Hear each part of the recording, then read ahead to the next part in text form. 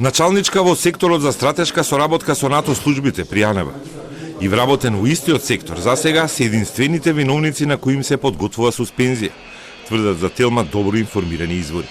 Низ нивни раце поминала безбедносната проверка на контроверзниот Олександар Онишченко, кој како коњаник спортист со полни бисаги и обвиненија за корупција и противуставни дејности успешно е минал контролата на македонската тајна служба.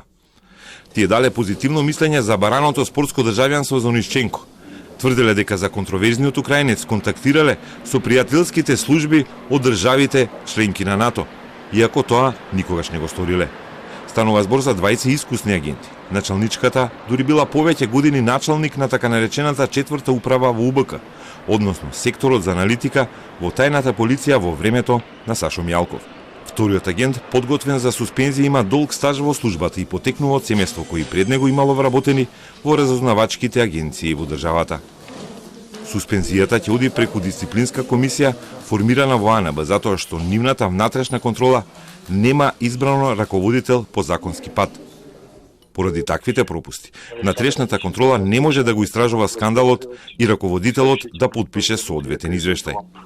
И во таква ситуација, владата на затворена седница ќе расправа за одговорноста за скандалот, а и на министрите ќе им реферира директорот Виктор Димовски, кој пак е предложен за амбасадор во Франција. Амбасадорската позиција ќе зависи многу од откритијата на истрагата во АНБ, но со сигурност тој нема да биде повеќе директор на тајната контраразузнавачка агенција. Премиерот, кој треба да го каже името на наследникот на Димовски, најави дека тоа ќе биде познато за 24 дена.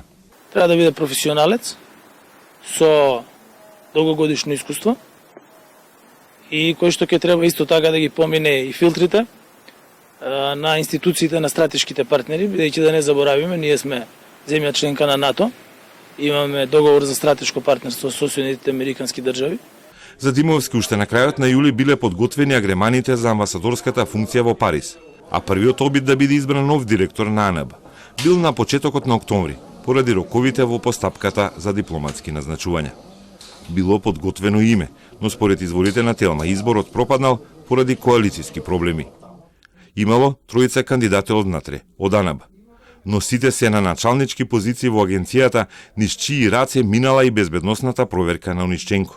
Никој во клучните сектори на АНБ не ги открил контроверзните детали во биографијата на Онишченко, корупцијата, финансиските злоупотреби, лажните информации, обвинувањата за предавство на Украина во корист на Русија и присуство на американската црна листа.